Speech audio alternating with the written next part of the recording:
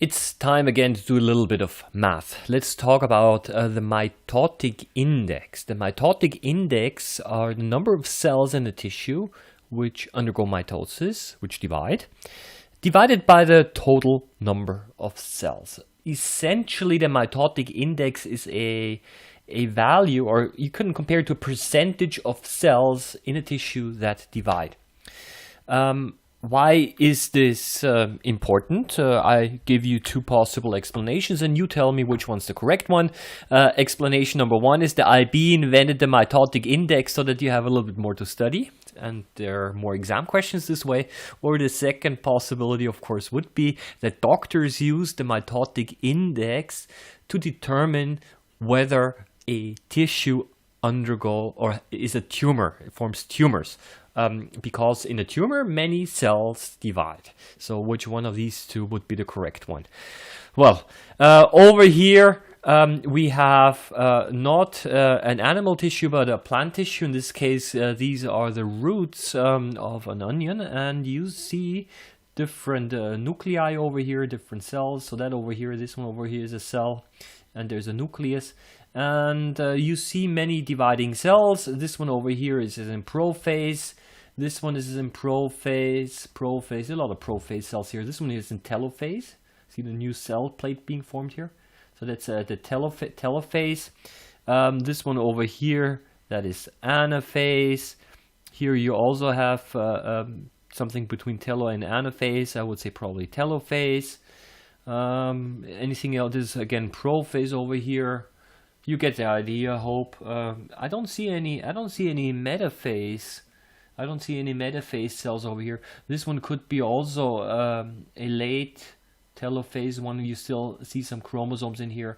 So this could be telophase. In any case, what you can do is you can count the total number of cells. I don't know, I think I counted 76 cells or so.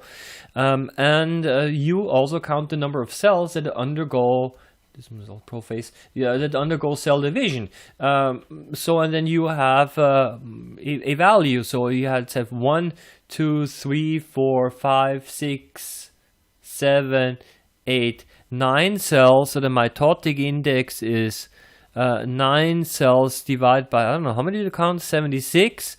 You do the math, and that's basically the mitotic index. It's called MI. And if the ratio is, if there are many cells that undergo mitosis, then this, in an animal tissue, then this can be a sign that you have a tumor. But in plant roots, like for example, like this one, it's not uncommon to have a large number of dividing cells because it's a rapidly growing part of the plant. And that's already it. Okay, so the larger the mitotic index, the faster the tissue is growing because there are many dividing cells. And the mitotic index must of course be a value which is less than 1. So do not divide 76 by 9 because then you have a value which is larger than 1. So you have to divide the number of cells that undergo mitosis, which is of course less than the total number of cells, divided by the total number. Okay, so that's it, and I recommend if you have a permanent slide in your school lab with onion roots, and you're gonna see that. And then I think that's nice. That's a nice practical. You count a few hundred cells, you count them in rows, and you basically tell your partner interphase, anaphase, and so on, telophase, and then you can determine how many cells are currently dividing. And not only that, if you have many cells, for example, like over here, which are in prophase, then this indicates that prophase is quite long.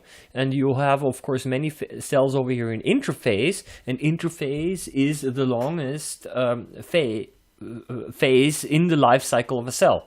It's not part of cell division, but it's in the whole life cycle. Interphase is quite long. That's why you see many cells which are in interphase. So this way you can also determine the relative length of the individual phases during the cell cycle. So that's it.